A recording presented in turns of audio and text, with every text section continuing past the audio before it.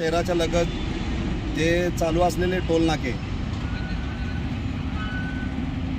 राष्ट्रीय राज्य रस्ते विकास महामंडळ हे टोल बंद करण्याचे प्रस्ताव जवळपास 2016 पासून या ठिकाणी भारतीय राज्य महामार्ग प्राधिकरण यांनी प्रस्ताव पाठवून देखील हे टोल नाके बंद नाहीत। याचा सर्वसामान्य शेतकरी, ट्रक चालक, मालक यांना नाहक त्रास होत आहे।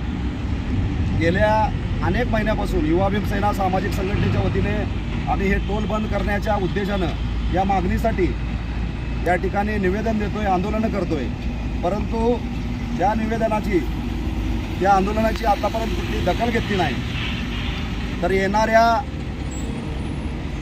15 दिवसात आपण जे टोल नाके हे टोल नाके जोपर्यंत बंद होत नाहीत तोपर्यंत आपण या ठिकाणी सर्वसामान्य जनता, सर्वसामान्य शेतकरी ज्याला या टोल नाक्याचा त्रास होतोय तरी सर्वांनी या ठिकाणी रस्त्यावर उतरल्याशिवाय हे टोल नाके बंद होणार नाहीत। कारण आज तेरी भी चूप और मेरी भी चूप अशा प्रकारे या ठिकाणी यांचं संगनमत आहे। मला तर असा संशय वाटतोय, या माध्यमातून मला असं जनतेला, सर्वसामान्य जनतेला सांगायचं आहे की हे या ठिकाणी हे जे कार्यालय आहे या कार्यालयाचाच अधिकारी त्या ठिकाणी त्या टोल नाक्याचं संगनमत आहे का?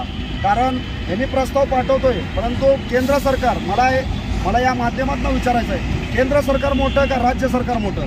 जर केंद्र सरकारला याने प्रस्ताव केंद्र सरकारवाले राज्य सरकारला पाठवत असतील तर आतापर्यंत हे टोल नाके कधीच बंद झाले पाहिजे होते।